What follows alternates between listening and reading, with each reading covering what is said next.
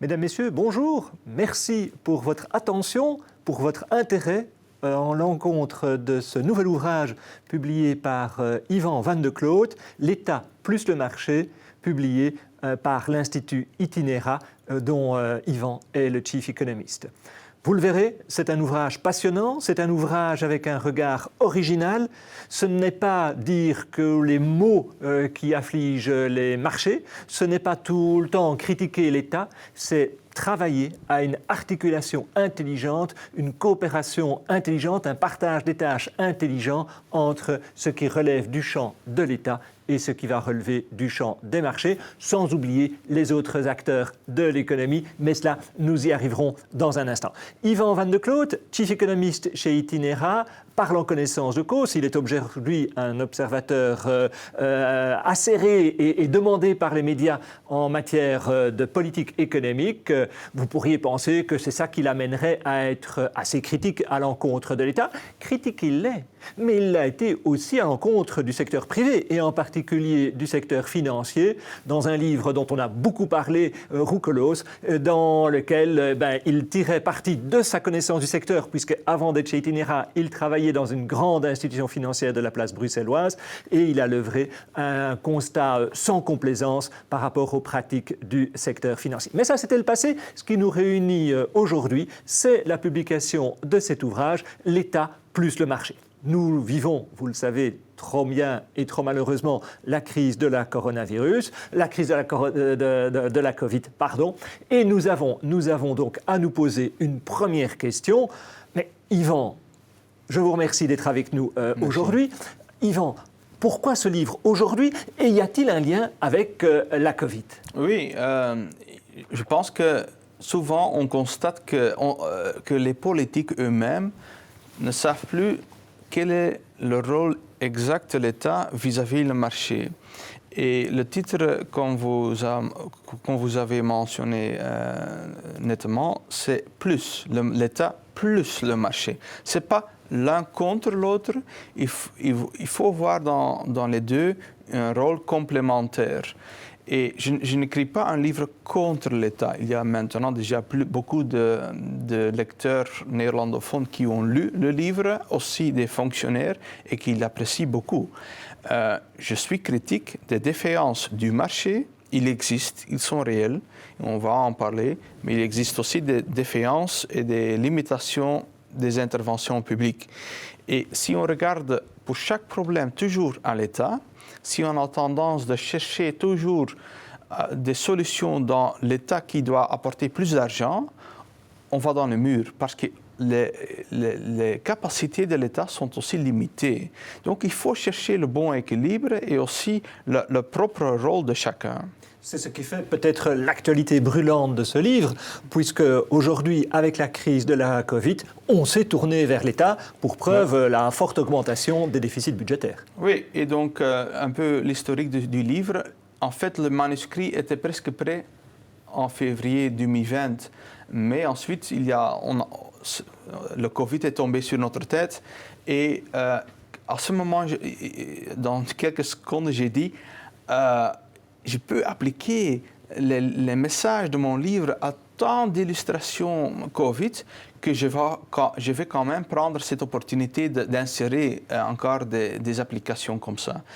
Et pour moi, ça correspond aussi à ma vision sur l'économiste que je suis moi-même. C'est-à-dire, je suis un économiste qui croit dans la nécessité d'avoir des systèmes résilients, des systèmes robustes. Et parfois, je dis aussi un peu d'une manière plus amusante qu'il y a des économistes longues et des économistes courtes. Maintenant, ça ne correspond pas à la hauteur ou la longueur des gens, mais est-ce qu'ils regardent tous les jours les choses dans le court terme ou est-ce qu'ils raisonnent aussi pour les répercussions sur le long terme? Et dans cette analyse, il intervient toujours cette approche. Il faut quand même construire une société qui peut absorber des chocs. Et quel choc était le Covid? Et donc l'État, on avait besoin de l'État. Mais on a aussi vite découvert que l'État connaît aussi ces problèmes. Mais en fait, on a parlé jusqu'à présent de 2 acteurs, Ouais. mais la vision qui émerge de votre livre, c'est qu'il n'y a pas 2 acteurs, mais 4 acteurs. Oui, il y a 4 acteurs et pour moi, je peux les appliquer tout de suite au Covid, c'est-à-dire il y a ce rôle fondamental de l'État. Il a dépensé beaucoup d'argent pour soutenir les entreprises et les individus parce qu'il fallait fermer des exploitations de café, de horeca, beaucoup d'entreprises. Et sans l'État, ce sera encore plus de catastrophes qu'on avait expériencé. Maintenant, on avait aussi besoin de la résilience et la flexibilité des entreprises. On a vu des entreprises, par exemple, des restaurants qui sont presque d'un jour à l'autre changés en takeaway, qu'ils ne peuvent plus accueillir les gens, mais les gens emportaient les repas. Donc il y avait besoin, parce qu'il y a ce rôle de l'État de veiller aux tâches essentielles, vitales, fondamentales de la société, mais il y a aussi la nécessité qu'on a une économie de marché saine, dynamique, pour créer de la valeur ajoutée. Mais ça ne limite pas à ces 2 acteurs-là.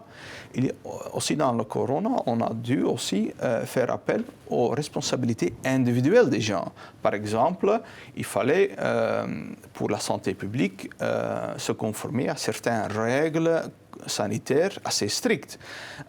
On peut dire qu'il y a eu des dérapages, ça existe toujours, mais une bonne majorité, une grande majorité, je dirais, de la population a suivi des règles et des recommandations. Et finalement, il y a ce qu'on appelle les corps intermédiaires ou l'institution, le Middenveld qui représente d'une manière institutionnelle la société.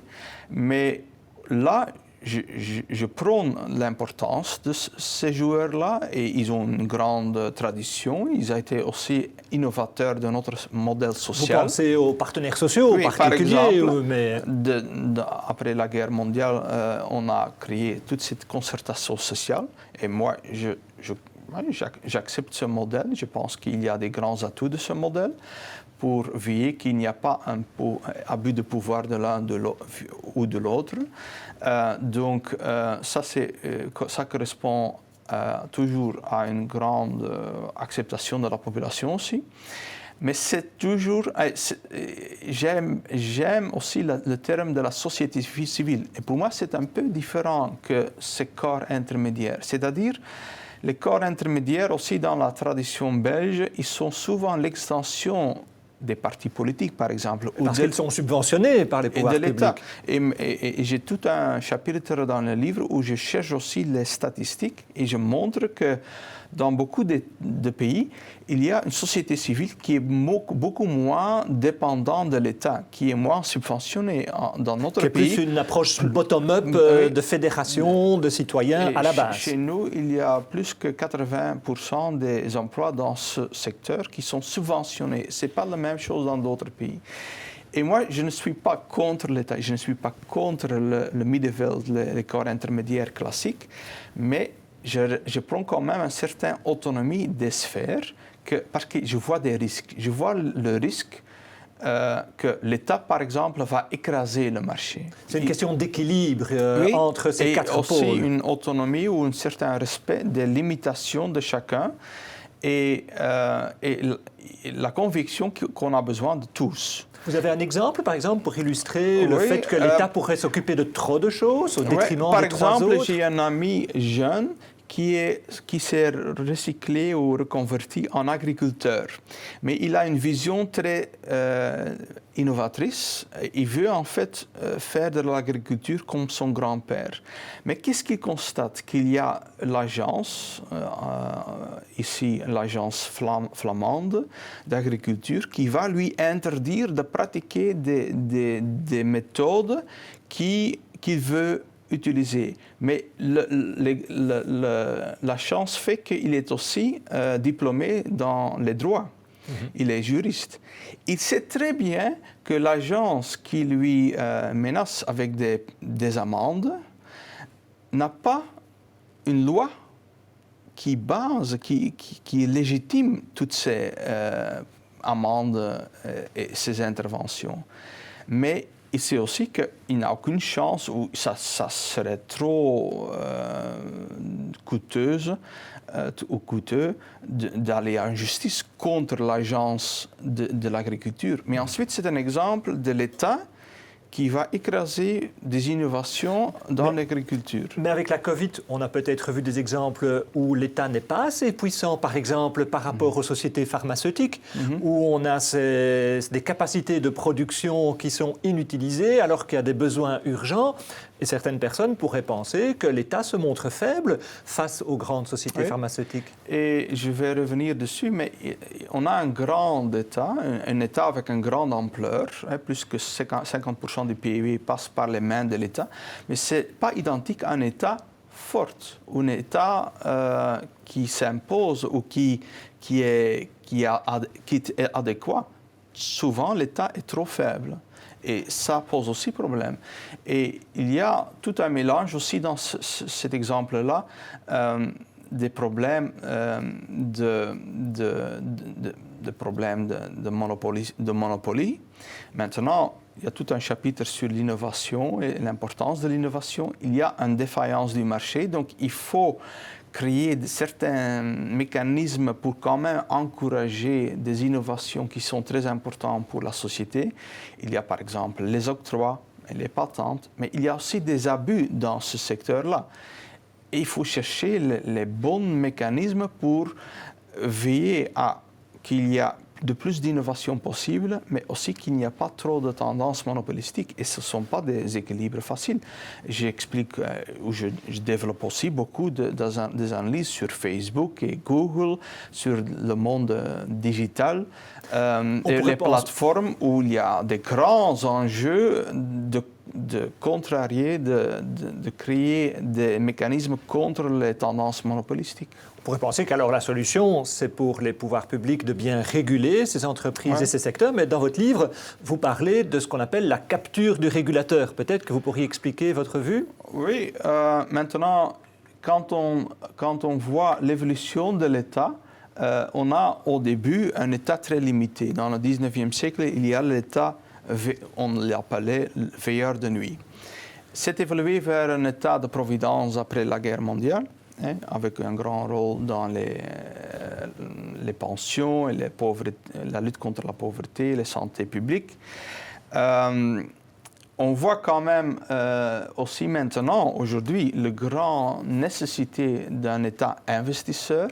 Pensons aux grandes infrastructures digitales, mais aussi l'infrastructure des routes et les chemins de fer pour les problèmes de congestion, de mobilité. Mais c'est vrai, il y a aussi ce rôle de régulateur. Donc, c'est devenu un complexe ou un set assez large pour un État de jouer et veiller à tous ces rôles-là. Maintenant, je vois toujours la nécessité de l'intervention publique quand il y a des défaillances de marché, par exemple, la pollution. S'il n'y a pas d'intervention, c'est possible qu'il y ait trop de pollution par les entreprises. Alors, il faut des réglementations, des régulations. Mais quand on mentionne les défaillances du marché, il ne faut pas oublier qu'il y a aussi des défaillances de l'État.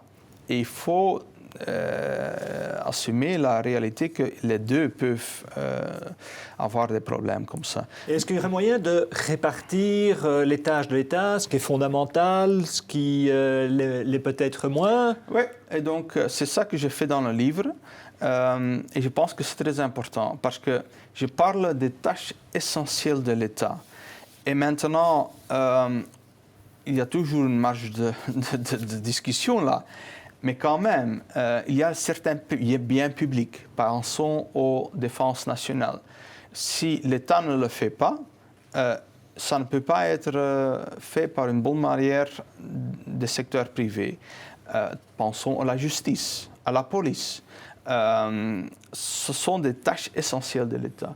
Dans notre modèle, parce qu'on ne parle pas d'une théorie abstraite, on est ici, en Belgique, en Europe, on a aussi confié à l'État un certain rôle à la santé publique et à la lutte contre la pauvreté.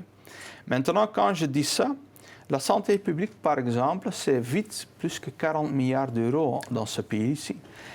Ça ne veut pas dire, quand je dis qu'il y a une tâche essentielle pour l'État dans la santé publique, que tout ce que fait l'État maintenant est dans son entièreté une tâche essentielle. Par exemple, on invente aussi des tâches nouvelles. Un coach pour faire bouger les gens, pour veiller à l'obésité, le fait qu'on a des problèmes de santé de ce côté-là, où il y a d'autres interventions. Moi, je ne suis pas contre ces interventions si il y a une bonne évaluation des coûts et bénéfices. Coûts et bénéfices, pas financiers, mais pour la société. Et ça, ce n'est pas la même chose pour les tâches essentielles. Les tâches essentielles, il faut n'importe toujours de tout cas, en tout cas que l'État le fait. Mais pour des tâches secondaires, il faut faire une bonne analyse coût-bénéfice si c'est vraiment très rémunérateur pour la société que l'État intervient. Parce que ça, c'est quand même parfois confrontant ou frustrant qu'il y a des tâches essentielles de l'État qui sont négligées. Il y a des listes d'attente pour des handicapés, il y a l'infrastructure fondamentale qui est défaillante, tandis que les États interviennent dans des activités secondaires. Et parfois, on a des coachs pour donner des conseils pour cultiver son jardin. C'est très sympathique, mais est-ce que c'est ça, une tâche essentielle de l'État? Et on revient sur la discussion que nous avions eue sur les équilibres. Si l'État se mêle de tout ça, de savoir comment on doit manger ou s'occuper de son potager, c'est au détriment de la responsabilisation individuelle.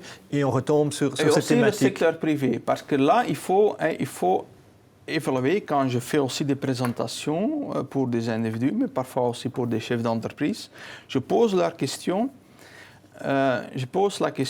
est-ce que vous constatez souvent dans vos opérations de votre entreprise, par exemple, que vous faites en fait concurrence à l'État, que l'État va aussi intervenir avec des activités. Il y a des intercommunales qui font de la rénovation des toits, mais ce n'est pas une tâche essentielle de l'État et c'est très frustrant quand tu constates du même moment qu'il y a des listes d'attente pour des handicapés, mais aussi il y a cette réalité que ça fait concurrence d'une manière illégitime à des entreprises privées.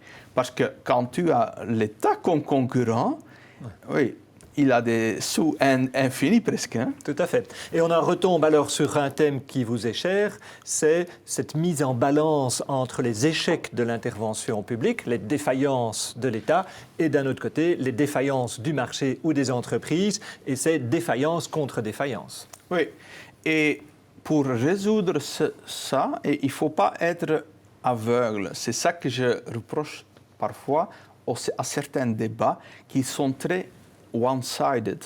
On a des débats où on voit seulement les défaillances du marché, ou on a aussi des débats parfois où on insiste seulement sur les défaillances de l'État.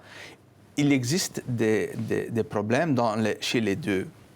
Mais quand il y a des défaillances du marché, par exemple des tendances monopolistiques dans certains secteurs, alors il faut insister sur un rôle de l'État, parce que qui autre va attaquer des monopoles, faire une politique de compétition, par exemple une régulation pour Facebook, Amazon, quand ils nuisent en fait à la société par monopoliser certains marchés.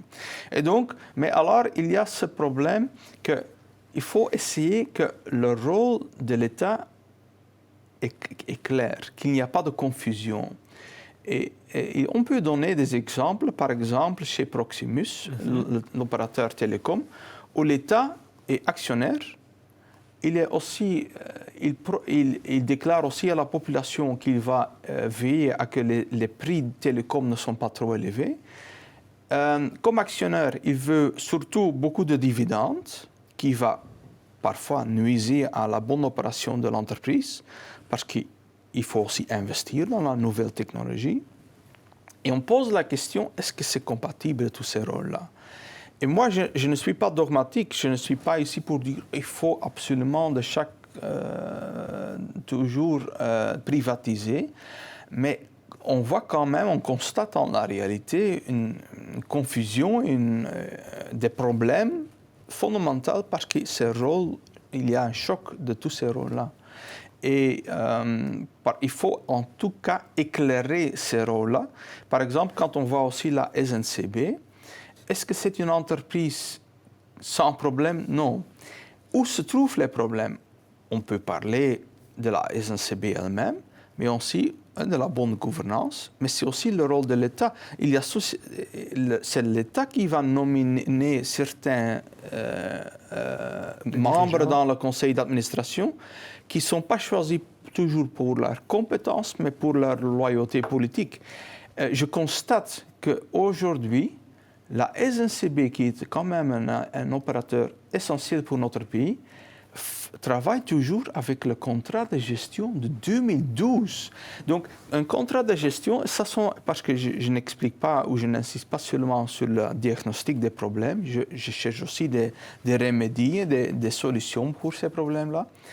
Une bonne gestion, un des outils pour ça, c'est un bon contrat de gestion. Mais alors, il faut éclairer quelle est la vision stratégique de l'État pour la mobilité. Et là manque aussi toujours cette vision. Le fait de parler de la SNCB, qui est un exemple emblématique, nous amène peut-être sur le champ plus belgo-belge, que vous traitez longuement dans votre excellent ouvrage. Quelles sont les performances de la Belgique et comment est-ce que ça a évolué récemment du fait de la Covid et même au-delà de la Covid sur les 10 ou 20 dernières années? Quel est le bilan que vous tireriez? Donc, je dirais qu'on a 3 chapitres, mais on a 3 volets. Le premier, c'est éclairer le rôle de l'État. C'est le discours jusqu'à maintenant, l'analyse jusqu'à maintenant.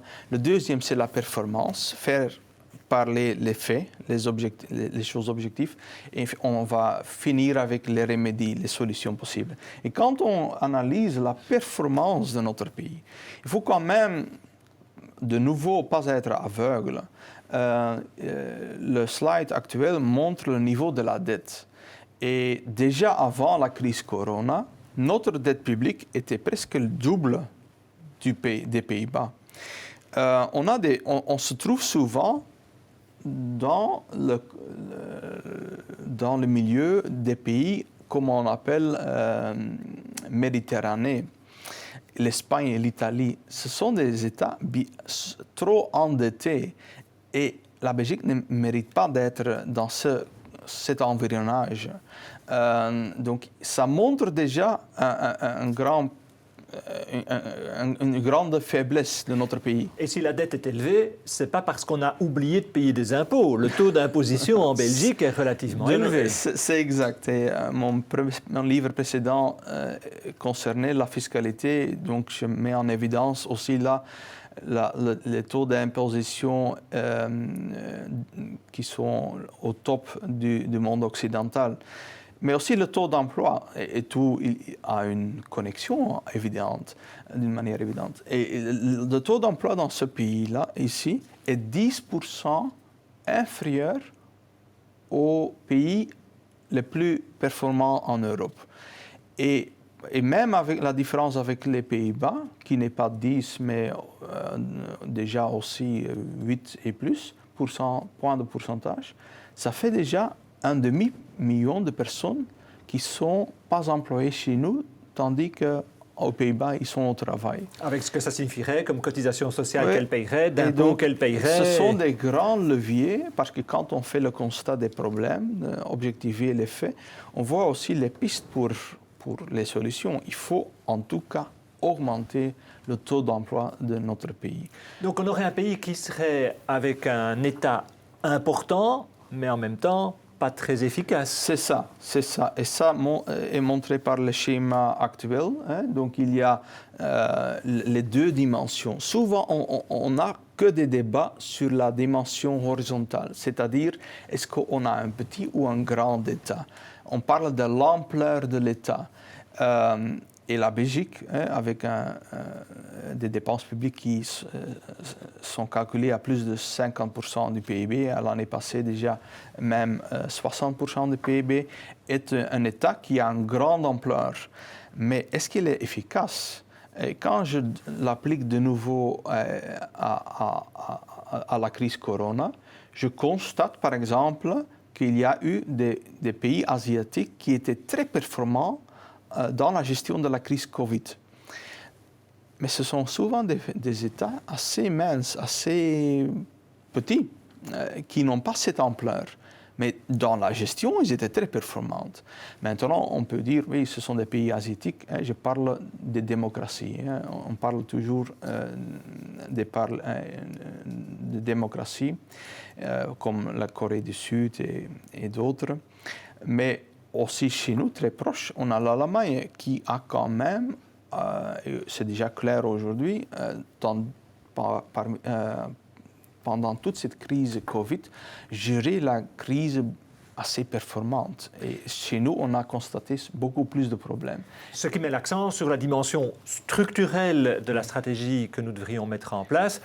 On sait qu'aujourd'hui, dans les exigences européennes, il faut venir avec un plan de relance, des idées, des projets, mais aussi des réformes structurelles.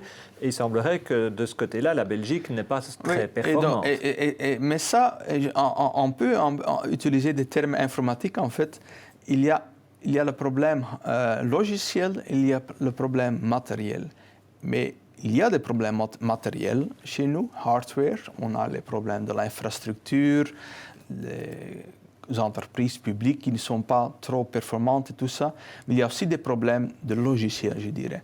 Une culture, un problème de culture budgétaire. Moi, je suis l'histoire des budgets belges depuis toujours, comme toi, comme vous, et quand même, ça, c'est pas seulement parfois un petit dérapage, mais il y a aussi un problème de culture. Il y a un problème de culture de gestion. Il y a un marché de travail qui est assez rigide. Par exemple, donnons les exemples de est-ce qu'on a une vraie stratégie de long terme pour l'énergie? Est-ce qu'on a une vraie stratégie long terme pour les pensions? C'est quand même évident que chez nous, il y a des problèmes structurels. Vous êtes impliqué dans des spending reviews au niveau de la communauté flamande. Est-ce qu'il y a une culture de l'évaluation qui ferait défaut? C'est un bilan mixte. Il y a des domaines de compétences où c'est déjà un peu plus développé que chez d'autres. C'est très clair qu'il y a encore un grand chantier. Et souvent on dit oui, mais c'est quand même toujours des choix assez politiques. J'admets qu'il y a cette primauté où dans une démocratie, c'est la politique qui doit décider. Mais il faut aussi laisser le temps pour objectiver les choses, pour analyser les choses, faire parler des faits. Et ça, on essaie avec certaines méthodes qui ont déjà été utilisées aux Pays-Bas, de regarder d'une manière plus objective à la performance de certains outils. Est-ce que ça fonctionne ou ça ne fonctionne pas dans le secteur de santé publique, dans le secteur de l'emploi? On peut faire des évaluations de performance et ensuite il faut prendre des leçons politiques de ça. À titre personnel, j'ai toujours trouvé que une source extrêmement riche d'informations, c'était une comparaison internationale. Il ne s'agit pas de se comparer avec le Brésil ou la Chine, mais de se comparer avec des pays proches de nôtres, avec lesquels il fait sens de se comparer, un exercice de benchmarking. Et regardons par exemple le marché du travail en Belgique. Nous sommes les seuls à avoir à la fois une norme salariale et une indexation automatique des salaires intégrale. Et on peut, en matière de fiscalité, nous sommes très différents des autres pays dans plein de domaines. Et on pourrait se dire tout simplement, mais si notre idée était si bonne, tous les autres pays nous auraient copié. Si les autres pays ne nous ont pas copié, c'est que notre différence ne se justifie pas vraiment.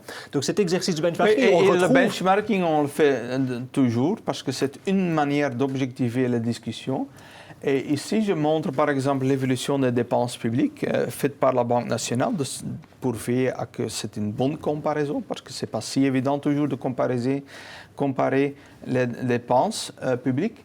Mais ici, c'est quand même très éclairant. En 2000, c'est quand même pas la préhistoire. En 2000, notre niveau de dépenses publiques était presque 1% de plus qu'en Allemagne. Aujourd'hui, on est évolué à une surcharge, je dirais, que notre poids du secteur public est 7% du PIB plus élevé qu'en Allemagne. Et aussi avec les Pays-Bas, en 2000, on avait une différence de 3,5%. Maintenant, c'est déjà presque 9%. Donc, ce sont des choses objectives. Maintenant, quand on a évalué la performance du pays, il faut maintenant quand même chercher des solutions pour comment remédier aux faiblesses de notre modèle. Et d'ailleurs, vous n'êtes pas le seul à être critique par rapport à cette absence d'efficacité dans la gestion publique. Vous faites dans votre livre référence longuement à une étude de la Banque nationale sur cette efficacité des dépenses. L'efficacité, c'est un terme assez bon, mais il faut l'éclairer, il faut l'expliquer. C'est chercher le rapport qui existe entre les dépenses, les inputs et les résultats. Et ça, c'est en fait, quand je parle de cette analyse d'efficacité où je suis aussi impliqué en Flandre, ce n'est pas si évident, mais c'est nécessaire. Mais dans notre tradition, c'est évolué comme ça. On a créé des États nationaux avec de la justice. La logique est souvent très légaliste. On regarde les budgets. Est-ce qu'on a alors, combien d'argent on a alloqué aux dépenses publiques? Et l'année suivante, on évalue, est-ce qu'on a dépassé cette norme ou est-ce qu'on n'a pas utilisé les budgets? Mais ça ne suffit pas. On ne dépense pas d'argent comme ça pour rien. Non, il faut faire une analyse des résultats.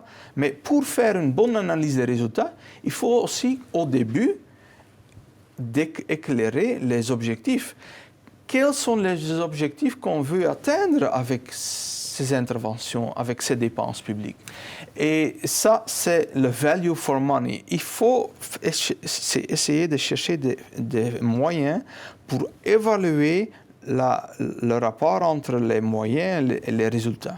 Ça nous amènerait alors à la troisième partie que vous proposiez d'aborder. Donc, après avoir dans ce second temps parlé du positionnement de la Belgique et voir qu'il y a, on va le dire gentiment, moyen de faire mieux. D'autres diront il y a moyen de faire nettement moins mal. Regardons les leviers de réforme. Et donc, une analyse de value for money, d'efficacité, c'est essentiel. Et dans mon livre, par exemple, je fais référence à cette étude de la Banque nationale. Et quand on analyse les faits, donc on voit des pays en santé publique, en ordre public, donc la police, la justice, mais aussi dans la mobilité et d'autres domaines, qu'il y a des pays qui ont des résultats dans la mobilité, dans la performance de santé publique, les résultats objectifs qu'on peut constater, qu'il y a des pays qui ont moindre de ressources et atteignent les mêmes niveaux de résultats que nous. Ou l'inverse, ou le complément, il y a des pays qui ont les mêmes résultats, qui ont les mêmes ressources, mais qui ont des efficacités, des résultats nettement supérieurs. Et quand on fait cette analyse, ce n'est pas si difficile de constater qu'on peut insérer, mais ensuite il faut vraiment chercher les modus, hein, les méthodes, mais de générer des efficiences chez nous de 4% du PIB. Donc ça serait déjà une grande amélioration si on peut assainir les budgets, mais atteindre les mêmes résultats, avoir les mêmes résultats de nos hôpitaux, de nos polices, de la justice, avec 4% du PIB en moins. Donc c'est formidable. Vous nous annoncez qu'on pourrait choisir entre payer moins d'impôts ou payer autant d'impôts et avoir de meilleurs hôpitaux, de meilleures écoles, une meilleure justice et tous les autres cas que vous traitez. Les comparaisons internationales légitimes de faire cette conclusion. C'est donc un message triste sur l'état de la Belgique, mais en même temps optimiste, puisqu'il y a moyen de faire il y a mieux. beaucoup de potentiel. Ça passe par des réformes structurelles. Oui, et des réformes fondamentales, pour moi, ça implique toujours aussi la reddition des comptes, donc, et une culture de gestion. Et par exemple, aux Pays-Bas, il y a aussi des limitations. Je viens d'écrire une colonne sur aussi des problèmes aux Pays-Bas, mais sa culture trop... il y a cette culture de regenten, on dit. Ce sont des dirigeants qui n'écoutent pas toujours la population, donc ils peuvent faire mieux avec la participation démocratique, mais ils aboutissent quand même à des résultats et en général, ça se traduit aussi dans une certaine satisfaction de la population, une confiance de la population dans leurs institutions.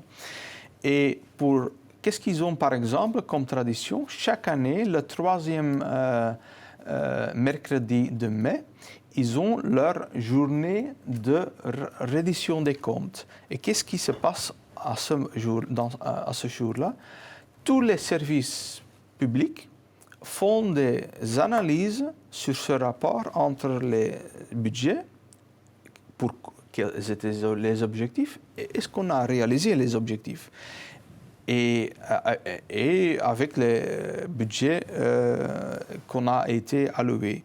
Et donc, c'est quand même, on essaie aussi d'introduire cette belle tradition dans notre pays, d'avoir chaque année une journée de reddition de comptes. Mais par exemple, il y a des exemples dans le livre où je fais référence à la Cour des comptes, et c'est une de nos institutions pour aller dans cette direction. Il y a aussi l'ombudsman fédéral, par exemple. Donc, on a certaines institutions, mais trop souvent, on ne fait pas trop avec leurs rapports. Par exemple, la Cour des comptes fait des analyses de la régie des bâtiments depuis 20 ans et plus, qu'il y a des grandes défaillances et manquements, des grands problèmes de gestion.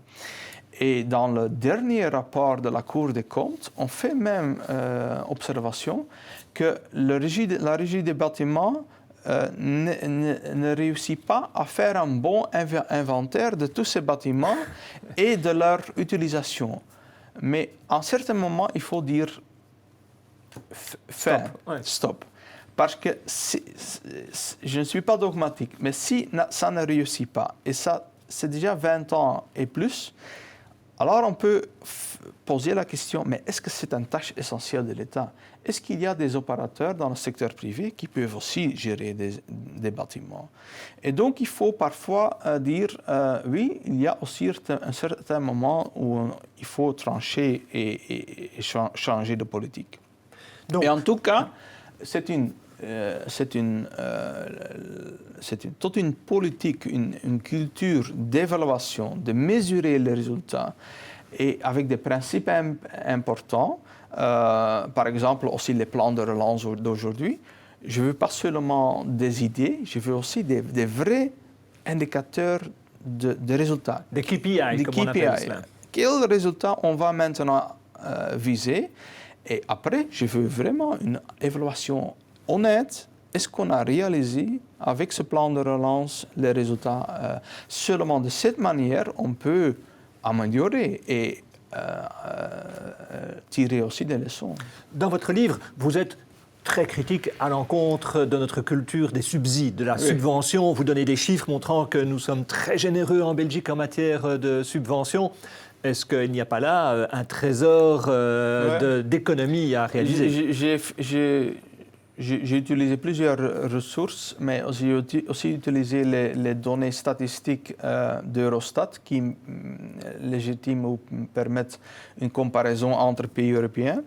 Et selon ces statistiques, les subventions chez nous pèsent 3% du PIB, tandis qu'ils étaient, il y a 20 ans, seulement à 1,7%. Et dans les Pays-Bas et en Allemagne, ils sont seulement 1% du PIB. Et ils ont été statiques, ils n'ont pas explosé comme chez nous. Mais quand on dépense trop d'argent aux subventions, il faut poser plusieurs questions. Est-ce que ça concerne toujours les tâches essentielles? Est-ce qu'on subventionne des choses où l'État a vraiment un rôle à jouer? Et je peux donner on subventionne parfois des coordinateurs de hamsters, de petits animaux pour les donner un milieu adéquat. On subventionne aussi comme j'ai mentionné, des gens qui vont cultiver votre jardin, qui vont donner des conseils pour comment gérer son jardin. Ce ne sont pas des tâches essentielles de l'État, certainement pas quand au même moment on a des listes d'attente des handicapés et tout ça. Mais il faut, quand on constate que quand même il y a peut-être une légitimation de subventionner certaines matières, il faut les évaluer. Et une évaluation en 2 étapes au moins. Évaluer si le résultat aurait été le même sans subvention, parce que c'est souvent le cas. Aussi, par exemple, dans les subventions de recherche et développement, on a dans certains domaines vraiment la constatation, par exemple aussi chez les entreprises qui sont subventionnées pour leur innovation. Et quand on leur pose la question, mais sans cette subvention, vous faites autre chose? Non.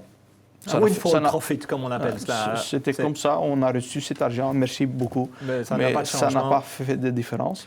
Et s'il y a une subvention, il faut aussi penser, est-ce que c'est la manière la plus efficace pour le résultat? Parce que peut-être on peut aussi chercher d'autres manières, avec une régulation ou des autres outils. Dans votre livre, vous êtes critique sur les subventions, vous interrogez aussi cette notion des champions nationaux qu'il faudrait absolument encourager, qui serait le pilier d'une relance de la croissance chez nous. Quelle est votre vue par rapport à cette idée des champions nationaux? Non, maintenant, il y a plusieurs choses. Il y a cette discussion de la politique industrielle.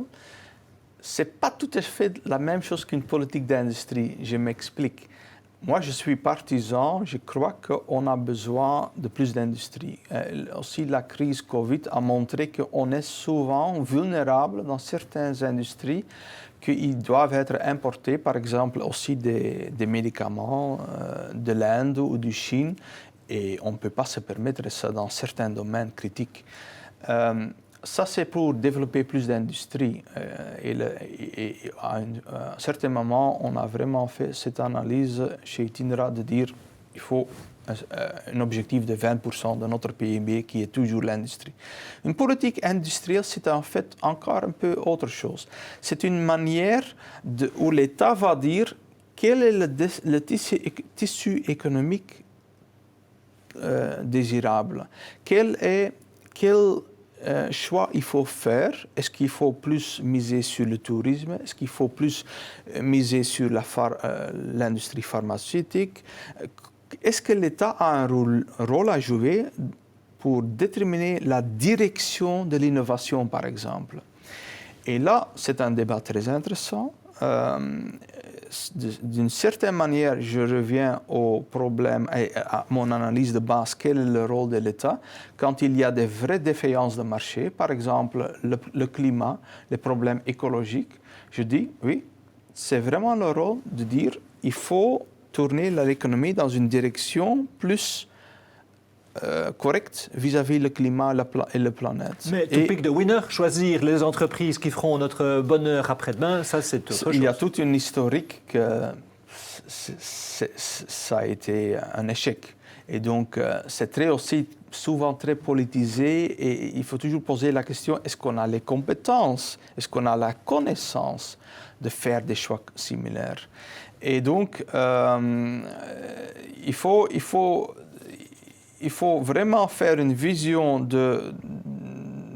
du futur, de quelle société on vise pour 2030-2050 et résoudre le problème climatique fait sans doute partie de cette analyse-là. Et ensuite, chercher la bonne manière. Parce que c'est une autre discussion, mais ce n'est pas parce qu'il y a un rôle pour l'État que c'est l'État qui doit produire la solution.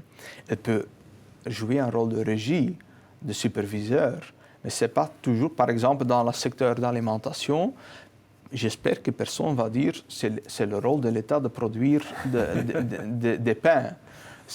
Non, mais l'État peut veiller à la santé alimentaire. Ça, c'est autre chose. Pour terminer, j'aimerais encore aborder une dernière question. On voit votre vision, elle est celle d'avoir de la croissance avec un État visionnaire qui nous dirait par où aller. Il y a en Belgique, l'OCDE, j'ai eu la chance de participer à leurs travaux en 2019, ils ont publié une étude sur la faiblesse des gains de productivité chez nous. Peut-être que c'est une bonne manière, vous en parlez également dans votre ouvrage, pour arriver à cette amélioration du bien-être collectif. Oui, donc j'ai tout un chapitre sur la constatation qu'il y a une décélération de notre gain de productivité, la croissance de productivité dans notre pays. On peut dire que c'est un peu universel, que ça existe dans d'autres pays aussi, mais c'est plus grave chez nous. Et dans les années précédentes, avant Covid, on avait seulement un gain de productivité de 0,3%. Dans la décennie dernière, de 1%, tandis que c'est 1,5% de plus chez les voisins. Et ça fait une grande différence, des petites différences comme ça. Et alors, il faut faire cette analyse de quelles sont les causes, l'explication de tout ça. Et il y a sans doute des remèdes évidents comme plus d'innovation chez nous, mais il y a aussi et la politique industrielle, mais pas seulement la politique industrielle, mais aussi la politique d'industrie, veiller à qu'il y a toujours quand même une industrie importante chez nous. Mais le constat est qu'on est on a un grand secteur de services aujourd'hui. C'est plus que 66%. On ne vit plus dans la situation d'il y a 100 ans. Mais quand on a vraiment cette ambition de devenir une économie de connaissances, par exemple, alors il faut faire le constat aussi de la faiblesse de l'enseignement. Et aussi en Flandre, mais dans toutes les régions du pays, mais aussi en Flandre, on a vu une décélération, une diminution du niveau scolaire. Et donc, ça sont des clés importantes où il faut agir. Ensuite, c'est toujours une histoire de ne pas donner seulement parce qu'on a toute cette discussion des plans de relance. Moi, je ne suis pas contre les plans de relance, mais je veux une vraie combinaison, un quid pro quo. Quand on investit d'argent, je veux aussi un saut de qualité dans la gouvernance, dans la bonne gestion.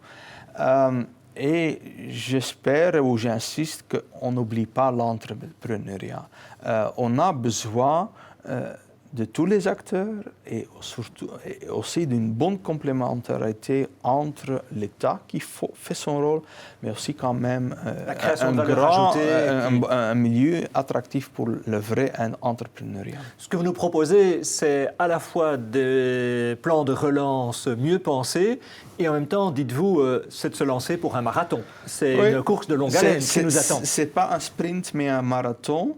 Et moi, j'explique dans mon livre qu'on a quand même de la connaissance de l'histoire, qu'est-ce qui a marché et pas fonctionné, mais aussi de l'étranger. On peut quand même analyser des choses et des méthodes qui sont utilisées avec succès dans d'autres pays. C'est ça un peu l'effort ou l'enjeu de mon livre.